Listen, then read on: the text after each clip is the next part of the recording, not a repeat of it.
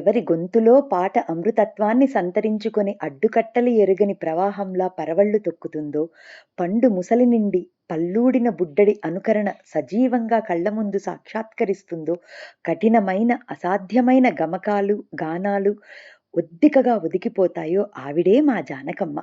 తెలుగు జాతి గర్వించదగ్గ అరుదైన ఆణిముత్యం. 20 భాషలలో 48,000 పాటలు పైబడి పాడి సంగీత సరస్వతిగా, నైటింగేల్ ఆఫ్ సౌత్ ఇండియాగా కొనియాడబడిన అరుదైన గాయనీమణి. ఆత్మాభిమానానికి, సున్నితమైన సరళమైన హృదయానికి నిలువెత్తు నిదర్శనం. పాట జీవించినంతకాలం రసజ్ఞుల హృదయాలలో, సంగీత అభిమానుల గుండెలలో సజీవంగా నిలిచిపోయే గాత్రం. ఆ సంగీత సామ్రాజ్ఞిని జ్ఞాపకం చేసుకుంటూ ఆవిడ ప్రస్థానంలోని కొన్ని మధుర గీతాలు ఆలపించ సాహసించిన మా ధైర్యాన్ని మన్నించగలరు.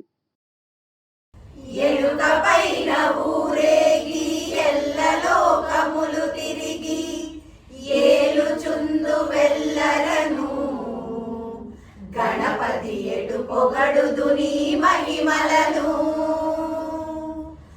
ఎలుకపైన ఊరేగి ఎల్లలోకములు తిరిగి ఏలుచుందు వెల్లరను గణపతి ఎటు పొగడుదు నీ మహిమలను.